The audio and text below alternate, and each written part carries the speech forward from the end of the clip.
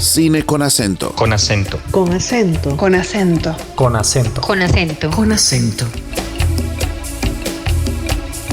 Con Juan Carlos Lemus. Hola, gente de Cine con Acento, ¿cómo están? Los saludo desde una fríísima ciudad de Lima y veo que mi contertulia, Sofía Ferrero Cárrega, está también chupando frío, parece. ¿Qué más, Sofi? ¿Cómo estás?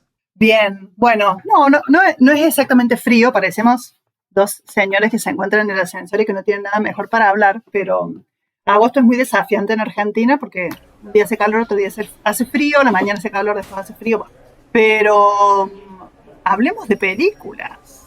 Sí, señora. Sí, señora. Además, pues como tenemos ciertas ventajitas, desde Venecia nos llegan un par de filmes de los que sería chévere hablar. Este se llama Vainilla, una película hecha por la señora Mayra Hermosillo desde México. ¿Qué podremos decir de esta película coral femenina? Más allá. Antes de empezar, Sofi, quiero recordarles a los que nos escuchan que somos Cine con Acento y que estamos en diferentes plataformas de voz como iVoox, Apple Podcast, YouTube Music, Amazon Music y Spotify. Y que también nos encuentran en la web como Con Acento Podcast, igual en Instagram y en X. A mí me hizo pensar en Totem, salvando las distancias porque entiendo que Totem tiene un trabajo muy distinto sobre la imagen y sobre el sonido, pero esta recuperar las casas y los momentos de muchas mujeres juntas y de mucha gente junta, que también son súper latinoamericanos. En Argentina, clase media, no vivimos tantas personas juntas en general, pero nos juntamos con la familia y somos de entrada 15, 20, ¿no? Y son momentos, bueno, ruidosos, pero inolvidables y que se extrañan mucho, sobre todo cuando no están. Bueno, y esta película tiene bastante reminiscencia a un pasado en relación a la infancia de la directora, si entendí bien, creo que sí. Y también había algunas cuestiones de elecciones estéticas que me hacían alejarme un poco, pero entendía que quizás están más cercanas a una idiosincrasia como muy, muy mexicana, ¿no? Ciertos peinados como muy exagerados o cierto maquillaje que... Sofía, sí. Una cosa, la película es en los 80, ¿no? O sí. Yo la entendí así. Sí, entendí que entonces, quizá, bueno, acordate, los 80 fueron sabrosos en ese sentido. O sea, Cyndi Lauper, Madonna.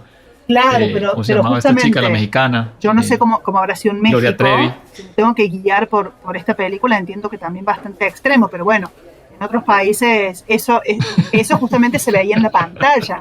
No se veía yo nunca conocí a alguien, yo nací en los 80, digamos.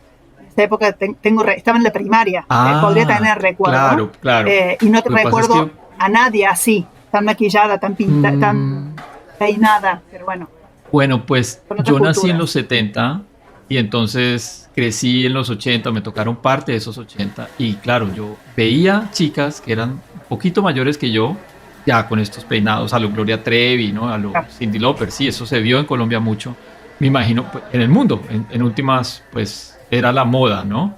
El copete Alf y estos peinados extravagantes también en chicos, ¿no? Como los mejor dicho, Soda Stereo, ¿te acordás, bueno, no? De todas maneras. Caifanes. Claro, pero estás mencionando exagerados. Personalidades televisivas, digo, en la vida cotidiana, pero igual, no importa, porque podría ser el universo diegético de la película y está todo bien. Pero hubo algo de puesta en escena que me alejó un poquito, por ser una película dramática y muy cercana a los hechos reales, digamos, como que la puesta en escena en algún punto me resultaba artificial con respecto a lo que contaba. Eso me pasó. Ya. Yo sentía una cosa, lo que me gustó de lo que vi fue llevar al cine esta situación que pasa en nuestros países cuando la posición social no corresponde con la posición económica. Ya hay esa dicotomía muy complicada de manejar porque, digamos, no se quiere uno bajar del bus, quiere mantener las apariencias, irse de vacaciones, tener carro, pero no tiene con qué comer, ¿no? Sí. Y eso en la película lo muestran a través también de los ojos de una niña que también empieza a copiar los modelos femeninos que tiene al lado y de eso me gustaría mucho hablar contigo, ¿no? Ella, siendo una niña, dice que está gorda, por ejemplo, y la ve uno haciendo abdominales y no sé, cositas así. Sí, no me quiero olvidar de mencionar que estas mujeres, varias de ellas están en esa situación por el abandono de la responsabilidad paterna de la figura masculina, ¿no? Mujeres que han sido dejadas solas en decisiones que no parecen haber tomado solas. Hay dos niñas que los padres están ausentes, nos enteramos que uno de esos padres ha formado otra familia o esta niña es el resultado de...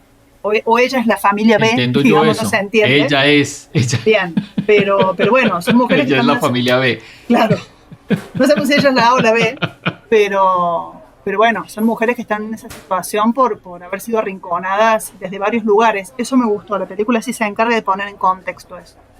La niña Y me otra gustó un cosa- montón cómo actuó, me parece que tiene la seriedad justa y tiene mucha presencia con ese cabello colorado y Divina, está a la ella, altura, porque es toda. un personaje Sí. exigente. Pasión, bueno, está en un mundo muy adulto, ¿no? Sí, absolutamente. Otra cosa que me gustó de la película que lleva esta cuestión del peso del catolicismo, para las mujeres sobre todo, ¿no? Lo que tú acabas de decir, se embarazan, si son pecadoras, no están bien vistas, cómo se maquillan, cómo se ven, tienes que estar flaca. Bueno, ese peso social que también viene de la mano de la religión que nos domina. Sí. Sí, es que estas mujeres están en esa situación por distintas razones, pero todas muy parecidas. Y lo único que tienen en común es que son mujeres. Entonces es un factor en común que es imposible de dejar de lado, ¿no? Bueno, y este timing en las películas siempre funciona muy bien, que es poner la presión de un tiempo que se agota, el tiempo de pagar esta deuda. Claro. Y también tiene bastantes reminiscencias a Miss Little Sunshine. No lo había querido decir, pues, por esta niña es mucho más cándida, ¿no? No en el sentido de lo inocente, porque esta es menos inocente que Sí. la gringa, sino en el sentido de la presencia física. Esta es mucho más, Sí. la otra era una bomba, esta es más contenida, de Sí. alguna forma, como presencia, como actriz. Sí, sí, sí. Sofi, ¿cómo te pareció este asunto de que los hombres que aparecen gravitando alrededor de este conjunto de mujeres, el tendero, por allá un vecino, no sé, se ven como todos buenos? Es que es un poco maniquea la película, ¿no? Y lo que pasa es que, como vos dijiste que está contada desde el punto de vista de una niña, no en su totalidad, pero gran parte, yo creo que nos muestra los varones, los hombres que ella recuerda con buenos ojos, digamos. En eso sí hay una tendencia en los últimos años. Bueno, la directora es actriz, ya tiene cierto recorrido, cierto renombre en la industria mexicana. Y Sí. bueno, de contar estos recuerdos de la infancia, ¿no?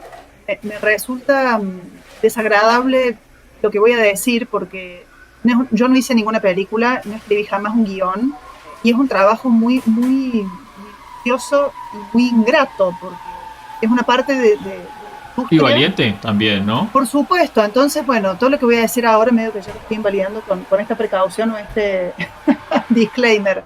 Pero digo, estoy notando cierta tendencia en contar historias que resultan poco interesantes para alguien que no formó parte de eso.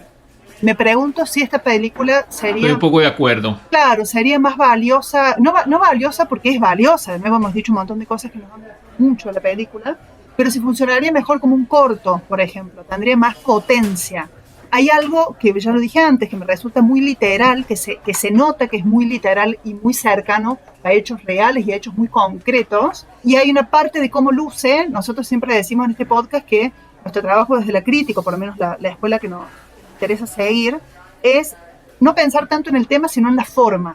Hay un diálogo, por supuesto, es decir, mucho más interesante cuando ese diálogo es más fluido entre el tema y la forma, pero en este caso, o en este tipo de casos que estamos pensando, el tema es muy, muy cercanito a lo cotidiano y a historias bastante generales, pero que no logran la empatía, ¿no?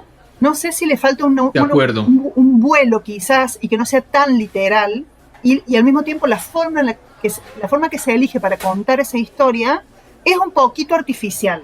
Entonces me pregunto Pues yo diría, si potenciar más a algunos de estos personajes que son un montón y en un punto no se entiende bien por qué son un montón. Porque cada uno de ellos tiene un lugar muy chiquito. para lograr hacer estas cuestiones hay hay maestros, ¿no? Tenemos a Wes Anderson como uno, que a Sí. veces le sale bien y otras veces no tan bien. Sí. A veces, sencillamente, la historia y la forma tan preciosista que tiene se le pierde entre tanto personaje que uno no sabe a quién ponerle cuidado o qué historia seguir. Ahora, creo que con el respeto también que se merece las películas que son hechas para televisión, pues esto parece más eso, ¿no? Una cine hecho para televisión. Es Sí, forma más sí. fácil de consumir una producción cinematográfica donde pues uno realmente no tiene que pensar mucho, sino dejarse llevar por esa cotidianidad que le están mostrando. Ahora, creo que tratar temas cotidianos y que a nosotros nos interesan tanto, cuando digo nosotros somos los latinoamericanos, como el asunto de no tener plata, porque por aquí muchas cosas pasan por ese detalle de la plata, pues ha habido muchos acercamientos que se han desarrollado con mayor lucidez, para ponerlo en esos términos. Sí. Lo que yo diría es que basándose en lo rescatable y que uno, obviamente, uno puede llegar a contar siempre sus historias, pues es encontrar esa forma para que ese guión y para que esa película haga que mi historia deje de ser mía, como las vacaciones que yo me acabo de pegar, y se hagan universales en esa magia que tienen que tener los que se dedican a ser directores de cine o guionistas, ¿no? Claro, es una película que es muy simpática, resulta simpática, pero quizás, por ejemplo, si hubiera un poquito más de fluidez entre la crítica y los realizadores y las realizadoras, podríamos tener conversaciones que sirvieran a las dos partes, ¿no? Por ejemplo, una de las recomendaciones que yo haría es que quizás lo hizo la directora, no estoy dando por sentado que no, yo no veo mucho registro de algún tipo de indagación histórica con respecto a películas contemporáneas que hayan hablado de un tema similar, ¿no? Como que prima la necesidad de contar una historia, que está buenísimo, pero también es cierto que realizadores y realizadoras se están insertando en una industria que cada vez hace más películas, donde cada vez hay más películas circulando, y con encima 130 años de cine arriba, ¿no? Entonces yo creo que si se indagara un poquito más en qué cosas se están filmando al respecto, o en algunas referencias que me interesa seguir pero no copiar, muchas de las películas que circulan y que se hacen serían mucho más interesantes. Pero bueno. Otra vez, vamos a hablar de otro director. Alguna vez oí a cierto director español, le gusta mucho, muy rimbombante, y le gusta mucho, como digo yo, como el escándalo, decir que él no veía películas porque no quería contaminarse. Y claro, entonces uno ve sus películas y pues sencillamente son copias, aunque no lo sean, porque no ha visto, pero pues es como descubrir que el agua moja, ¿no? Tomé clase con Albert Serra y sé exactamente cuáles son sus referencias. Eso lo dice como un personaje. El más cinéfilo del barrio. No es él, digo, Pero él te también digo, lo este dice. señor Casanova. Albert lo entrevisté hace poquito, ¿sabes? Y él me dice que él ve mucho cine y que intenta tomar lo que le interesa, pero que poca cosa le interesa, eso también dice.